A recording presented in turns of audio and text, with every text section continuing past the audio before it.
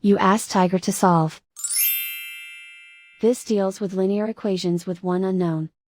The final result is x equals 3. Let's solve it step by step. Simplify the expression. Expand the parentheses. Group all constants on the right side of the equation. Subtract 6 from both sides.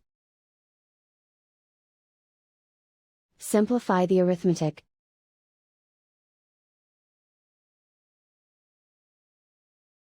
Convert the x into a positive number. Multiply both sides by -1. Remove the ones. Simplify the arithmetic. And so the final result is x equals 3.